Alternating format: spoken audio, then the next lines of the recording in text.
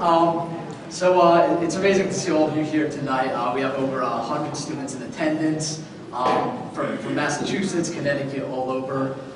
Pretty exciting to see the student movement for liberty kind of get together here at Harvard and hopefully take off even more from here. We had 30 people last year.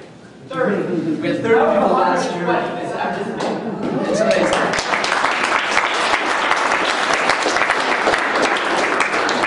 So let's get to the main reason we're all here. Mr. Shif, Peter Shif, is President and Chief Global Strategist for Euro-Pacific Capital.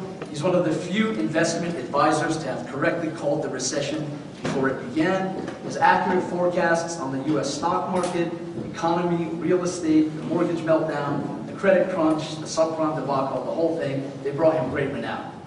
His first book, Crash Proof: How to Profit from the Coming Economic Collapse, was published by Wiley in early 2007, and it predicted the 2008 economic crash, while pretty much everyone in the mainstream was saying that it was impossible.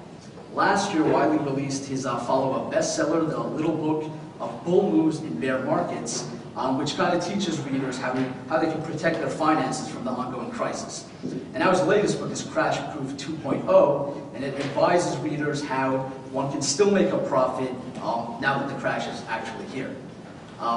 So Mr. Shif delivers lectures at major economic and investment conferences around the country and the world. He's been quoted often in the print media, including the Wall Street Journal, the New York Times, the LA Times, Time, Fortune. His broadcast credits include guest appearances on CNBC, Fox Business, CNN, MSNBC, and Fox News Channel. He also has his video blog, which many of us here follow. And I'm sure many of you have seen his the famous YouTube video, Peter Shif Was Right, with millions of views on YouTube. He was also an economic advisor for Ron Paul's campaign in 2008, and he's running for the Republican nomination in his home state of Connecticut for the 2010 U.S. Senate.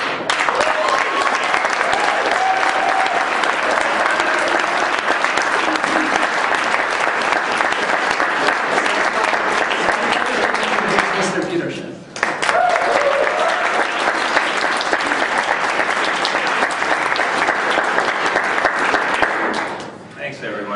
First of all, let me just, in case anybody's wondering, I'm not fashion challenged.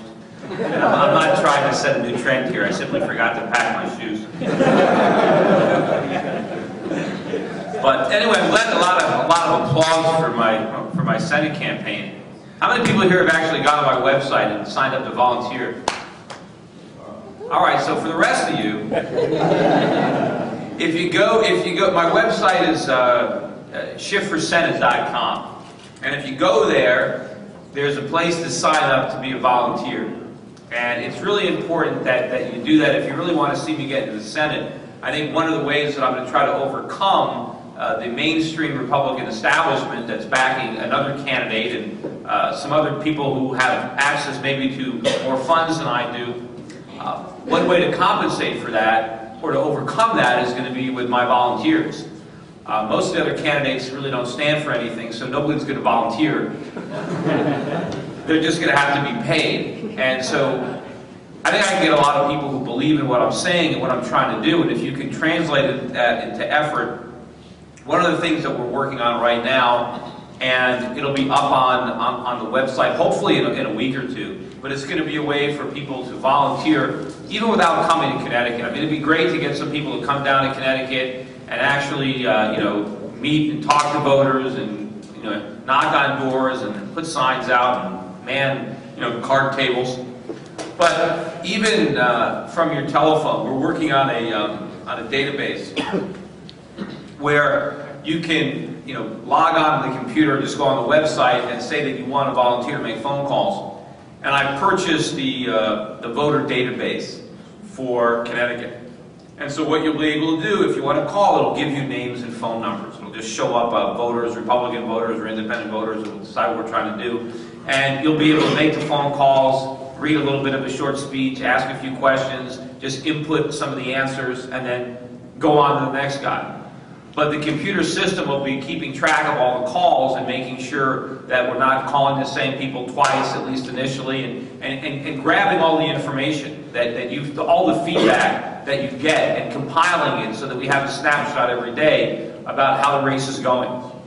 Is my support rising? Where is it effective? And then if the computer can see, okay, this is where we're making a difference, let's channel our phone calls there. So it'll be something that I don't think anybody's ever tried in modern politics, because they probably didn't have the manpower to make the phone calls. I want to have 10,000 people making phone calls for an hour a day into the state of Connecticut, which would be, if people can make even 10 calls an hour, that's 100,000 calls a day. I mean, the whole race is going to be decided. The primary in Connecticut, it might be about 150,000 people who are going to vote. But all the voters, I think the entire election is going to be maybe 1.5 million people. So if we contact all these people in advance and let them know who I am and what I stand for, I think a lot of them might vote for me. And also, you'll be able to help fundraise in the same way. I have a list of donors that people will be able to call to actually hit them up for monetary contributions. So between getting out the vote and helping me get donations, people who believe in this cause can do a lot of work just with their laptop computer and a telephone. So again, just go to shiftforsenate.com and sign up. But anyway, what I want to talk about, I guess, today is the economy and where we are and where we're going. And I know, a lot of people in this room. How many? Most of you are still in school, right? So I mean, at some point you're gonna be graduating and looking to get a job. And don't all call Euro Pacific Capital. But unfortunately, those jobs are going to be scarce for some time because the government is interfering in the market in such a way that the jobs of the future are not really being created. They're being destroyed. And until the government understands and appreciates the nature of this economic crisis, it's not going away. It's just going to get worse. We made these mistakes once before during what became known as the Great Depression. Something bad happens, and the government feels compelled to do something about it. Nobody can do nothing. Nobody wants to appear to not care. All the politicians don't want to be accused of not doing anything. What are you doing to help the unemployed? What are you doing to help the economy? And they can't, resist that, so they have to do something. And of course, what they do makes the situation worse. But nobody usually can figure out. They don't see the connection between what the government is doing and the problems getting worse. The government simply responds to the bigger problem with even, more solutions. I've compared it to throwing gasoline on a fire. But you don't make the connection between the gasoline and the fire, so the fire keeps getting bigger and you keep throwing more on it. And eventually, you have a raging inferno, and that's what happened during the 1930s, and they ended up with the Great Depression. The bigger problem for us is that during the 1930s, the economy was actually in better shape than it is now. And the government didn't have the power that the government has today. They were still constrained by a constitution. Now the constitution means nothing. The government does whatever they want. There isn't even a consideration that something might be unconstitutional. I can't even think of anything that the government would do that anybody would think was unconstitutional. So back then, when Roosevelt was around, he had to pack the court in order to get some stuff through. And even after he packed it, there was still a limit to what the New Deal could do. And even though Roosevelt was greatly expanding government, it came at a time when government was very small. Government taxes were very low. Going into the 1930s, most people didn't pay taxes. There was an income tax that was just enacted in 1913, but only the very, very rich paid it. 1% maybe of the population paid the income tax. No one else even cared because it didn't apply. Their incomes weren't high enough. There was no Social Security tax. So people really had no federal taxes. None of the states had income taxes. So, all people paid were sales taxes. That was it, duties, So the government was small. They didn't have, no one really got checks from the government. The government paid for the army, which was a lot smaller, but that was really all it did. So when Roosevelt came in and decided to expand government, the country was relatively prosperous. We were rich. We had so many years without government. We had grown a very prosperous economy. We were an industrial society. We had a high savings rate. The economy got screwed up during the 1920s by the newly created Federal Reserve and the monetary policy that they pursued. But beneath the surface, beneath that bubble, was a sound economy, so we could afford all the mistakes that Roosevelt made. We would have been better off without them. And Hoover, too. It's not just Roosevelt. Hoover actually set the precedent for what Roosevelt did. You know, in a way, George Bush is our Hoover. And he's laid the foundation for Barack Obama, who is the new Roosevelt. But, you know, even though we can afford all those gigantic mistakes, it would have been much better off had we not made them. You know, a lot of people think that the reason we got out of the Great Depression was because Roosevelt saved us. Right? They don't realize that the Great Depression lasted for over a decade. It actually went all the way through the Second World War. But Roosevelt didn't get us out of the Depression. He helped create the Depression.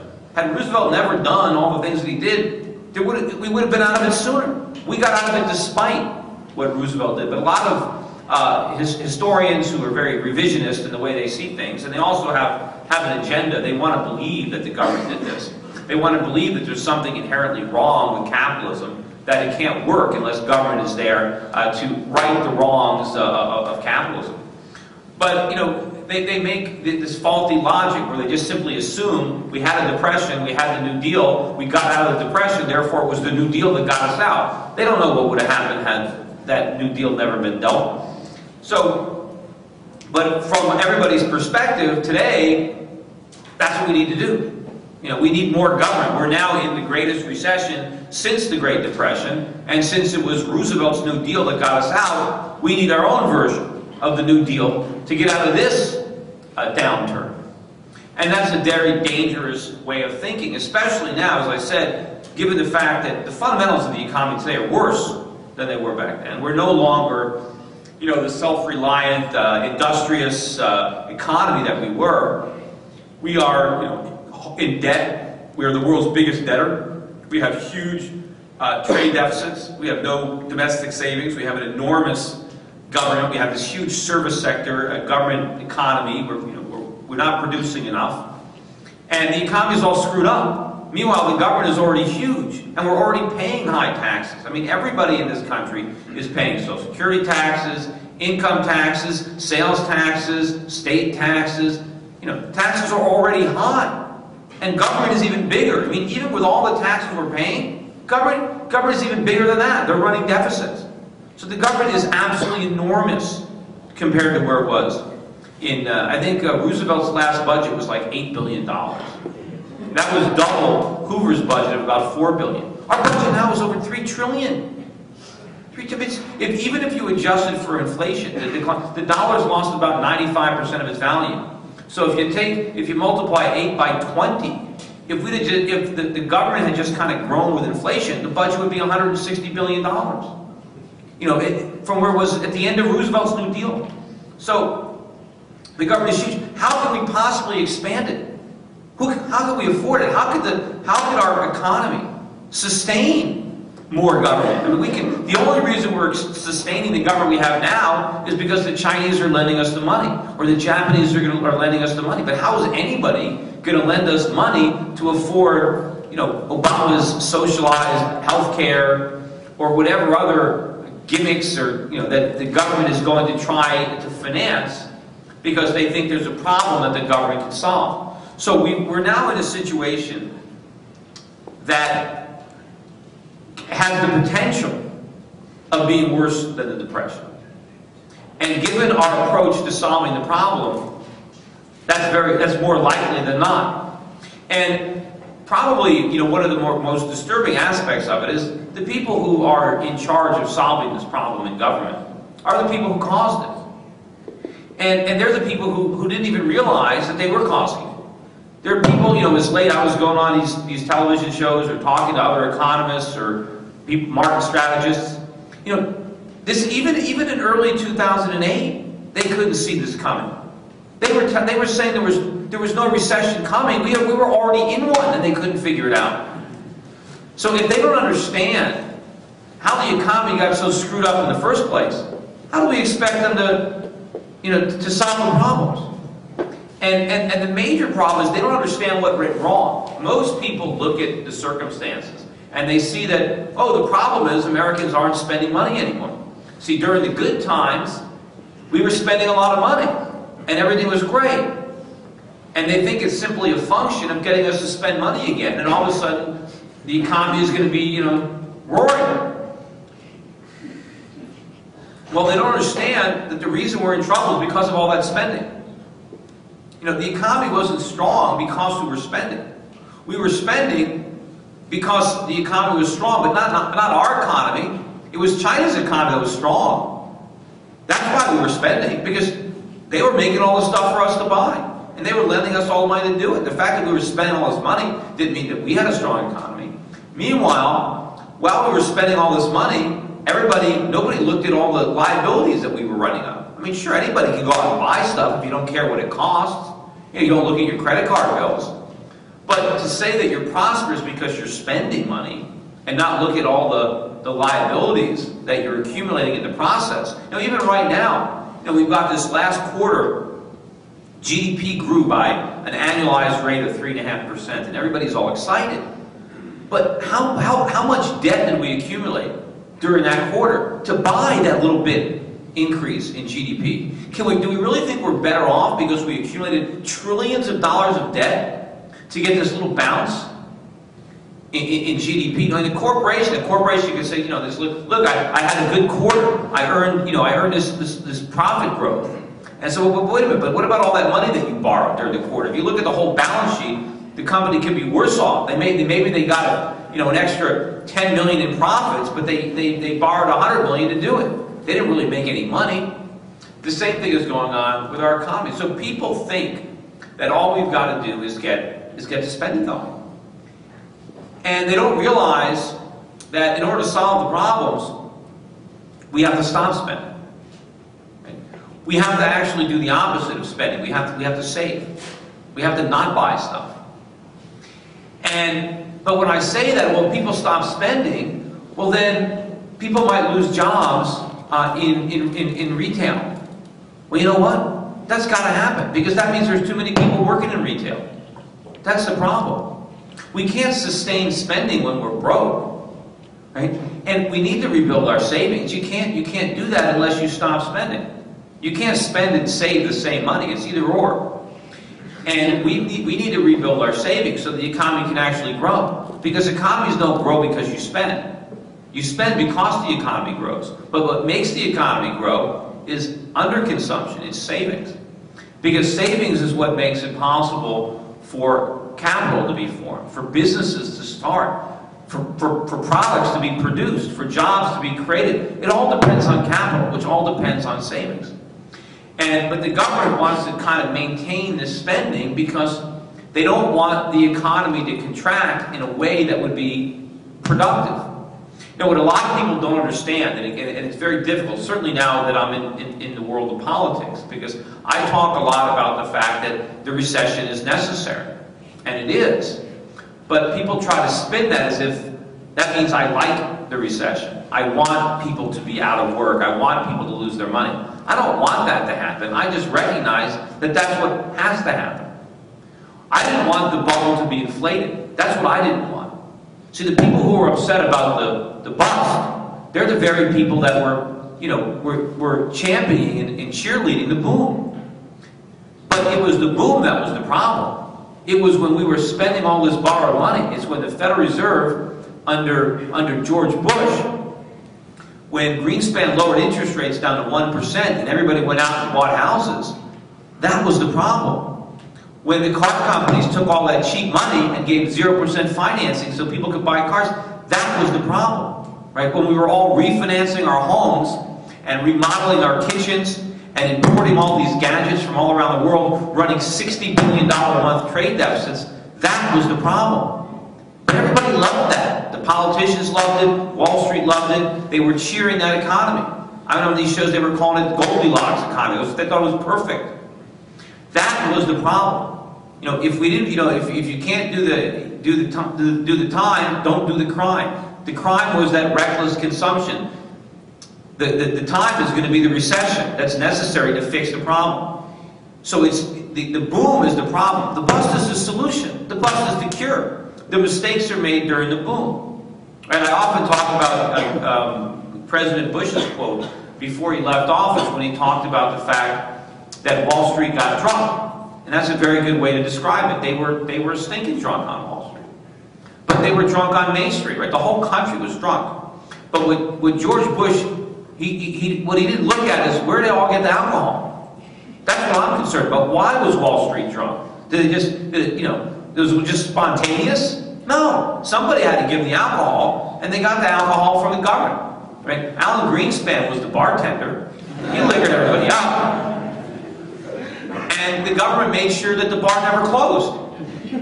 And so everybody got drunk. And when you're drunk, you do things that you wouldn't do when you're sober. And when you wake up, when the alcohol starts to wear off, and you realize, oh my God, we were loaning people money to buy houses with no down payments?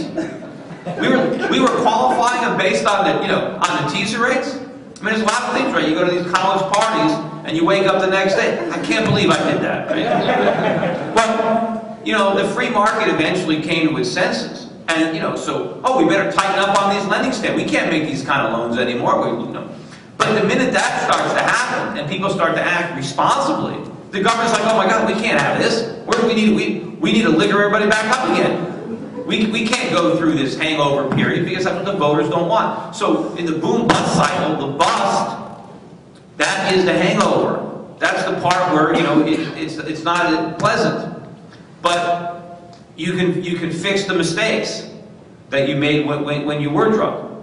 And so that's what the economy started to do. Right? When Americans are not spending anymore, the government is trying to figure out how can we get Americans to spend more money. But why would we want them to do that? They're broke. They have no savings. Right? For the last decade, they were spending because they thought they were rich. They were wrong because they were drunk.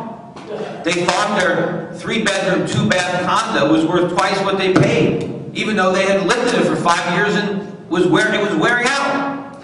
Why should it be worth more? Well, they were drunk. They didn't know. And so they spent money, and they figured it would keep going up. So they have to make up for that. People have to save now because they spent too much.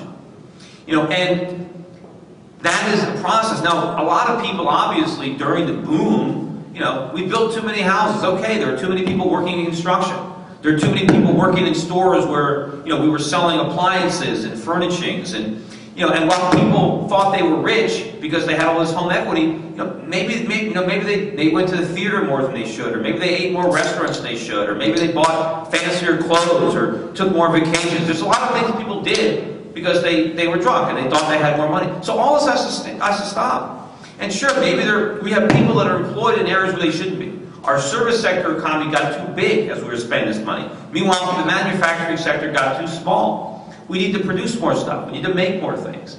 And so we have to have a transition because people have to leave the service sector to get into the goods production sector.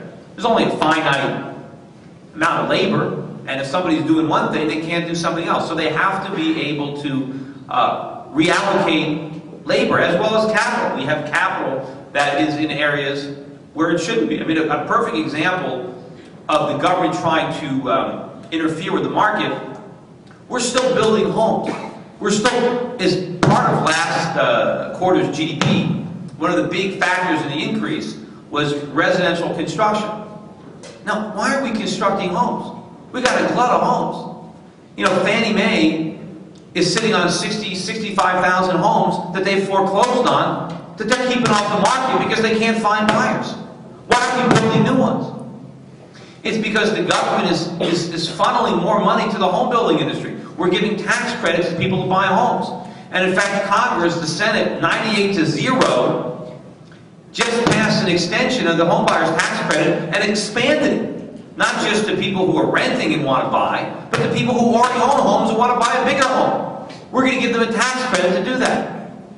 Why is the government trying to steer resources into home building? We don't need any more homes. There's a lot of other things we do need. We're running huge trade deficits. We need to produce stuff. But the one thing I know we don't need to produce right now is new homes. But we're still doing it because of government subsidies. Same thing with automobiles. I mean, we got people buying new cars. We did cash for clunkers. Why do we want to encourage our citizens to spend money, to go deep into debt to buy cars? I mean, here people are already driving cars. Right? The cars had to be on the road. In order to qualify for cash for clunkers, you had to be driving a car that worked. and then the government gave you $4,500 to destroy it. And then after you destroyed it, they helped you get a loan to buy a more expensive car. And now you have car payments that you didn't have.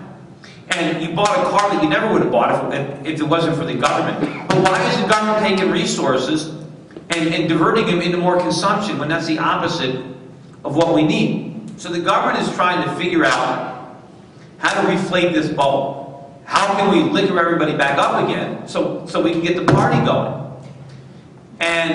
But they don't realize that at this point it isn't going to work, because the bills for the party were going to China, they were going to Japan, and they're tired of paying them, because we took them for a pretty big ride in 2008. I mean, the whole world, went down, and it was, because we spread this, toxic debt all around the world. I mean, all these mortgage-backed securities. We bankrupted a town in Norway on mortgage-backed securities. So the world is really not interested in funding another one of these wild parties. So the only source left is Ben Bernanke.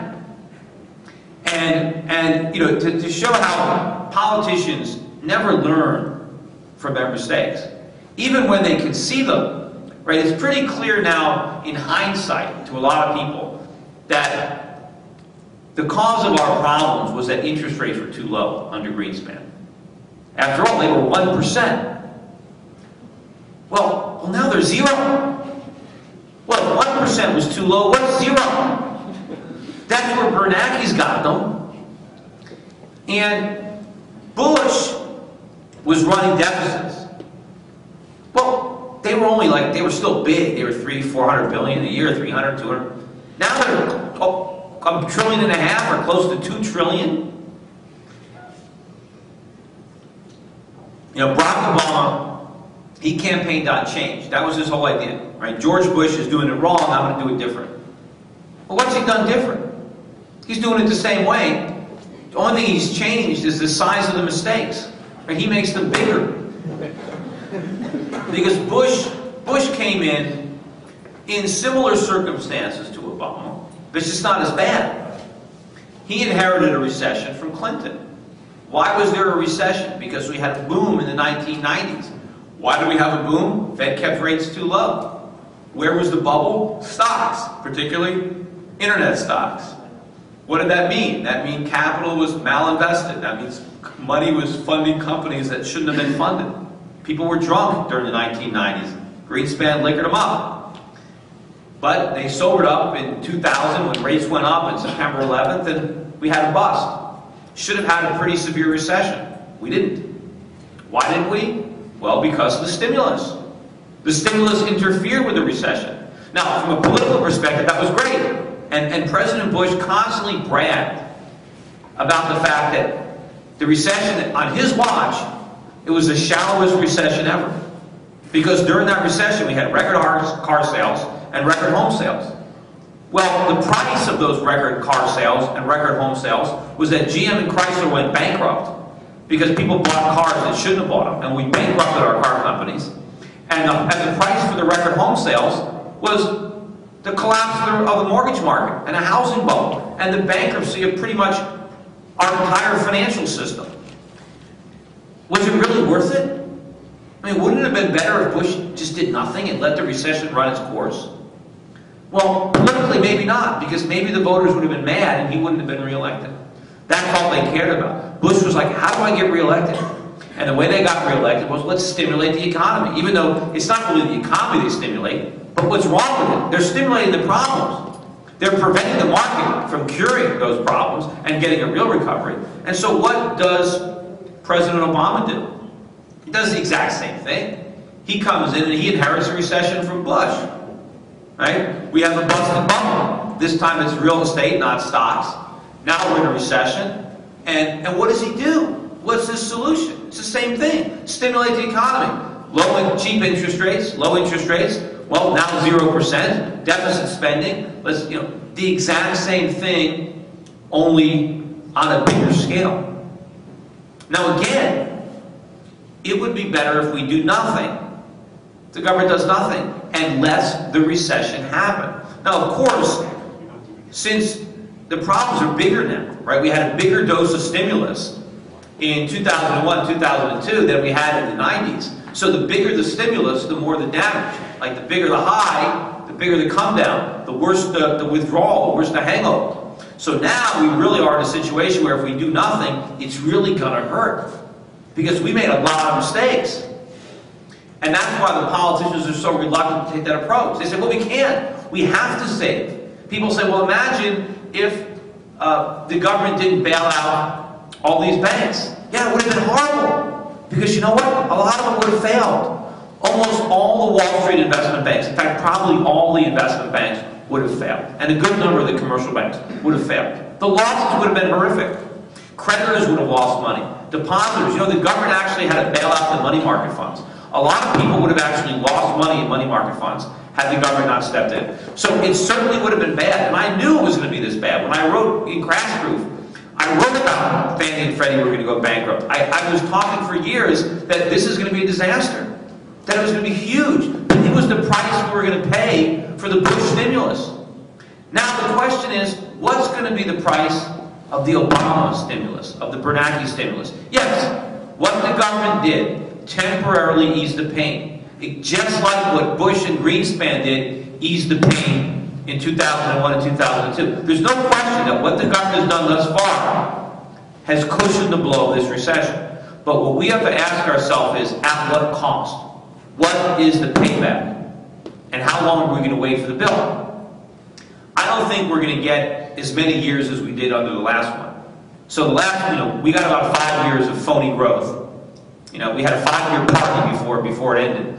This time, we'll be lucky, and not lucky, if it's half as long.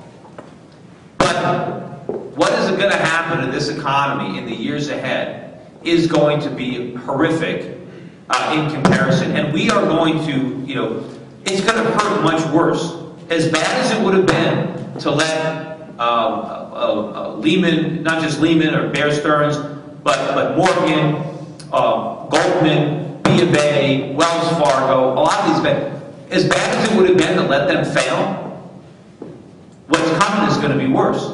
That's the problem. It's always short-term gain for long-term pain. Only this time the pain is going to be excruciating. And what that pain is going to be a complete collapse of the value of our currency. Because what happened is, the government didn't make these losses go away. They only bailed out everybody by printing money and by guaranteeing debt. A lot of the debt now is simply guaranteed by the government. It's still going to go bad. The government is guaranteeing just about every mortgage in the country.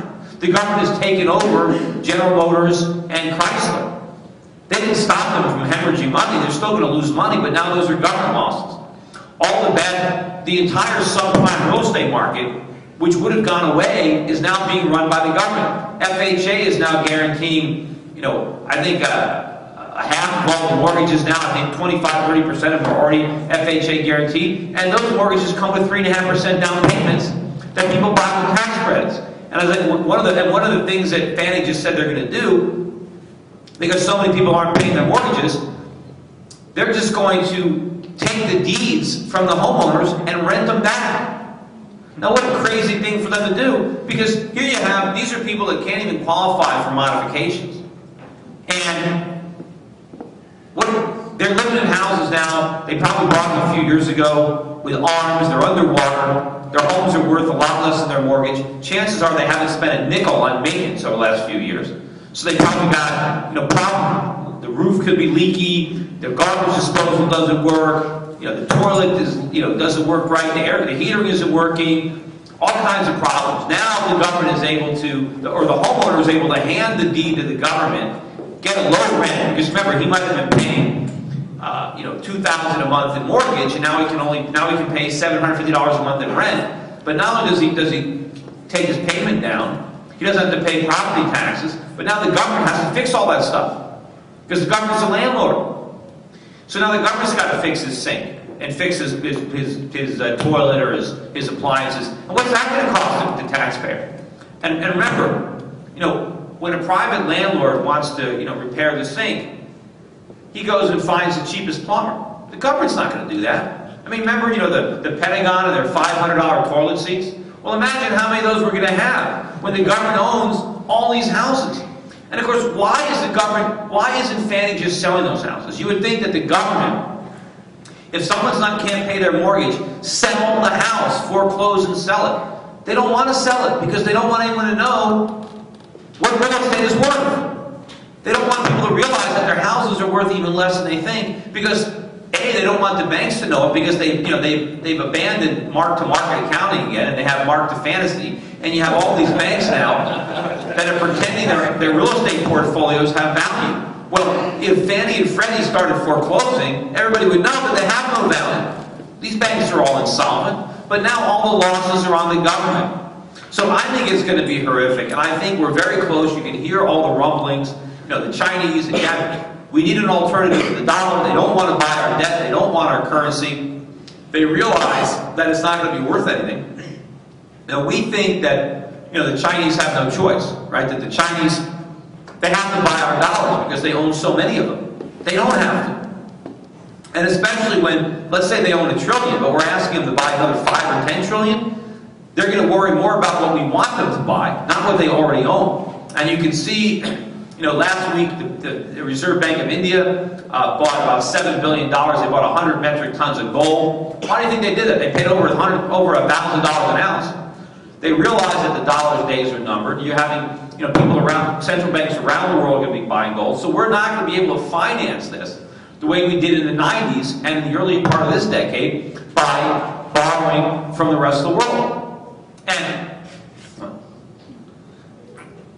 the idea, we keep thinking too that, the world needs to buy these dollars because they need our market. They need to be able to sell us products. That without American consumers, all the people working around the world would be unemployed because, there'd be no one to buy their stuff. And this is probably the most, asinine concept that will one day, when the historians write about this period, this will be, when I read, you read some of these books. How many people read the Popular Delusions and the Madness of Crowds? It's a good book, and you read that, and you think back, and you think of, you're reading it, how can people have been so stupid? Well, now I know. Because they are stupid. This is how they act in crowds, But the idea to think that, that without us, the workers would be in so much trouble. I mean, anybody, people don't work because they enjoy working, at least most people. They work because they want the production associated with work. And just having a job is not all great. All the slaves had jobs, right? The problem was that they didn't get to enjoy the fruits of their labor. That was why slavery was bad. Well, so just because the Chinese get jobs out of this doesn't mean that they're better off. The key is to get the stuff, right? Not just to get the jobs. Right now, we're getting all the stuff. People think, well, the Chinese can't afford it. Well, sure they can. If they can produce it, they can afford it. Because that's what makes it affordable, the fact that they can make it. It's Americans who actually can't afford all the stuff, because we don't produce it. And more people think that it's somehow, that economic growth, it's all because of demand, that, we want things. The Chinese want stuff too. They're no different than we are. The Chinese workers aren't, in these factories. Let's say you have someone's working in a factory and they're producing, dishwashers.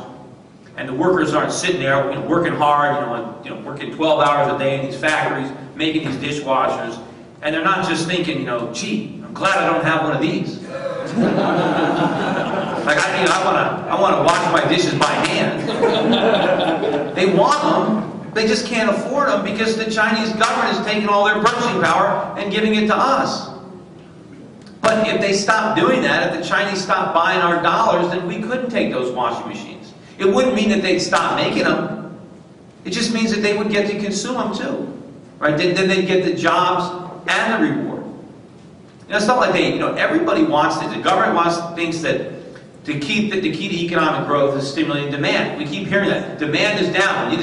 Demand is never down. It's production that's down. It's supply that's down. That's what needs to be stimulated. I drove here in a car. I didn't fly here in my own helicopter. Well, I want one. I'd like to keep it parked on my yacht. The government doesn't have to stimulate all that desire in me. What limits it is production, how productive I am. That's what limits what I can buy. But I want all kinds of stuff. The same thing in China. They want everything we want. And so they don't have to worry about demand. It's there. Right? They don't need our demand. There's 1 billion people in China. We need their supply. We need our production. You see, if the Chinese stop sending us their goods, they get the goods. What happens in America without all the imports? What would be on the shelves at Walmart if we couldn't get stuff from paper? The shelves would be empty. All we have is paper. So, and that's what's coming. So we're going to get this big crash in the dollar because of all the money we printed. All the government has done, we haven't eliminated these losses. We've just changed their form. The government made it so that if you had money in the bank, you didn't lose your bank account. Your bank made a bunch of stupid loans, but your money's still there, right? Well, the government isn't magic, right? They can't create wealth out of thin air, but they can transform through a monetary sleight of hand how those losses are going to hit you. So instead of losing your money is going to lose its value, and that's what's going to happen. But the problem with that is people that didn't do stupid things lose as much money as the people who did. Maybe more. So we're going to have a crash in the dollar. And the dollar is going to collapse. And when that happens, prices are going to go through the roof for consumer goods, for most particularly for commodities like food and energy. Initially, the government will say it doesn't matter because it's not part of the core CPI. But eventually, you know, the rest of the stuff will go up too. Eventually, interest rates are going to go up dramatically. They have to. And we're going to be deeper into debt. I mean, people think we solved our problems. We've got more debt now than we did when the problems first surfaced. So how can we have solved them? We found ourselves in a hole, and our solution was, let's dig in deeper. So imagine how much worse the crisis is going to be when we have higher interest rates on more debt. And you know, the government doesn't learn anything, as I've said before. One of the big problems with the mortgage market was ARMs, teaser rates. Because of the 1% Fed funds rate, a lot of people were able to get mortgages that were, for the first few years, they had a very low payment. And that enabled people to buy houses they couldn't afford, because for a few years they could afford the payment. They couldn't afford the payments later on, but no one cared because by then they were all going to be rich. So it didn't matter if your mortgage payment doubled because you were going to be rich because you bought a house. Well, the government is making the same mistake. The huge deficits that we have right now, they're being financed with short-term bills. The national debt is like one big adjustable rate mortgage. The Chinese and the Japanese have given us a teaser rate. Well, what happens when it resets and interest rates double, triple, quadruple? We can't make the payments. It's just impossible. So the only way to finance it is by printing money. And then we're going to have this real crisis. Because then the government is going to be forced to do something very, very uncomfortable. See, the last time we had to make a choice like this was when Ronald Reagan came in 1980 and we had Paul Volcker. And Paul Volcker was maybe the last central banker to actually do the right thing. And when he did the right thing, he was very unpopular. People wanted him to be impeached. Volcker is very popular now, but he was vilified in 1980. Everybody hated him because he was taking away the punch bowl. You think he was popular for having 20% interest rates? You think, you know, he thought, what interest rate is going to make me popular? Ah, 20%. No. You know, it was the top medicine that the economy needed. Right? Now, we're going to be in that situation sometime, maybe in 2010, maybe 2011. The dollar is going to be in serious decline. We will breach through the 70 handle on the dollar index. We'll be going through 60. The dollar will be under serious pressure. Oil prices will be back well above 100, maybe headed towards 200. Food prices, everything's going to be going up. Long-term interest rates are going to start to move up. Unemployment, of course, is going to keep getting worse. It's not going to get better. So unemployment might be 13% or 14% officially. Unofficially, it'll be over 20%. And the government's going to be forced to raise interest rates. Raise interest rates into that worsening recession. Now, if they do it, then you're going to have all of the entities that they bailed out fail again. And they're going to have to let them fail. They're not going to be able to rescue them again. Because if they do, the dollar will fall even more. And so if they do the right thing, we're just going to have an even worse recession than we would have had if they had done the right thing sooner. But they're going to have to develop the political will to do what they haven't done yet. Right? And that's raise interest rates into a weakening economy and force the government to stop spending. Refuse to monetize government debt. Force the government to reduce its workforce and cut back on its expenditures. That's going to happen to save the dollar. That's what needs to happen. It'll be a very painful process. I wish we had done it sooner, but wishing isn't going to make it so. We'll have to do the right thing. The alternative is they refuse to do the right thing. The Fed tries to accommodate all of that by printing even more money. And then we're going to get the equivalent of a monetary overdose of stimulus. And the monetary overdose is hyperinflation. And in hyperinflation, you destroy the value of the currency completely. And that would be the absolute worst thing that can happen. Because that will bring on a period in this country that, it's even hard to imagine how bad things would get during that type of environment. I mean, that's what laid the foundation for the rise of the Nazi Party, Adolf Hitler, in Germany, following their hyperinflation. I mean, they had that in Argentina 100 years ago, and the country never, look where they are today. They were one of the richest countries in the world 100 years ago. Now they're, hyperinflation destroyed. Look what's going on in Zimbabwe right now. And, none of these countries wanted hyperinflation. It wasn't their intention, but it was politicians trying to avoid telling the truth. Nobody wanted to, deliver the bad news, admit to the voters, that they had lied, that they had overpromised, and that there's nothing government can do. So this is what's going. This is a choice that we're going to have to make. I'm still hopeful that we'll make the right choice, and I'm trying to run for the Senate to try to be there to influence that choice, to hope that by then. Because I think that this crisis will certainly come if I win this Senate term, it will happen during my tenure of that 6 years. And somebody needs to be in the Senate that understands the problem and that understands that the solutions are not in the government. The solutions are in the market. The government created the problems. They're serious, but they're not insurmountable as long as the government gets out of the way. There are certainly things the government can do to make it a lot easier for the market, meaning, and when I say the market, I mean every individual American working hard, entrepreneurs, individuals, just working, trying to make as much money as they can in a market economy, will get out of this. But the things that the government needs to do, a real government stimulus, would be to, reduce regulation, reduce tax, reduce spending, and to let the market function.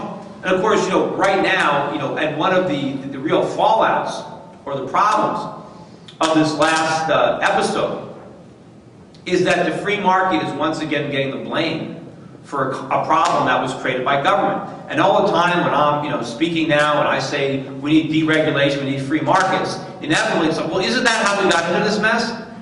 Didn't just Wall Street run amok? Isn't this all greed? Isn't this all capitalism? No. As I said, it's all government. Government set the stage. Government dealt the cards. Wall Street played it, but that's the hand that they got dealt. And if it wasn't for the cheap money from the Fed, the markets never would have set interest rates that low. If it wasn't for government guarantees through Freddie and Fannie, people never could have borrowed all that money without government guarantees. If it wasn't for legislation and government pressure to make certain types of loans, if it wasn't for a Fed chairman, Alan Greenspan, who let Wall Street believe that he had their back, if anything went wrong, he was there with a green pen foot. Unfortunately, it was true. Look at all the bailing. Goldman Sachs now just is passing out record bonuses this year. Goldman would have gone bankrupt if it wasn't for government bailout money. I meant General Electric would have gone bankrupt if it wasn't for... There are a lot of huge companies, named companies, that would have gone bankrupt had the government not bailed them out. So unfortunately, they were all reckless. And they didn't have to suffer because the government bailed them out. And that's the moral hazard that we've set up. I mean, if you're going to take risk, you have to be punished if it doesn't work out. I mean, you had people that were putting money in treasuries because they didn't want to take risk. Meanwhile, the people who did the people who were taking risk ended up with a much better return, and they didn't have to suffer any adverse consequence when their bad bets went south. But anyway, I want to take time for some questions. But so the problem is going to be that the free market had got such a bad reputation, especially with George Bush, trying to pretend, he said we have to abandon capitalism to save it. The problem, he abandoned it when he took the oath of office. So people associate capitalism with Bush, capitalism with the failures that are actually failures of government. So it's going to be hard. So somebody needs to be in the Senate to really remind everybody exactly why the nation was so prosperous. And when the problems first emerged, it was the first thing they could think of was, yes, we're all capitalists, but this is an emergency. They said, this is no time for principle, we need to take action. As if you abandon your principles the minute things get difficult. As if capitalism only works in good times, but in bad times you need socialism. The reality is, it's in good times where you can actually afford a little socialism. It's not a good thing, but at least if you're prosperous, you can afford the extra waste, the extra government. It's during tough times when capitalism is needed most. If we're going to turn this situation around, we have to fully embrace it. We can't pretend that things are so bad that we have to abandon capitalism and turn to socialism, because that is what is going to take a bad situation and make it horrific. But anyway, hopefully, if I can win this Senate seat, maybe you guys can help me do that. There'll be one voice of reason in the United States Senate, and maybe we won't take that final final fork on the road to serfdom. Anyway, thanks everybody.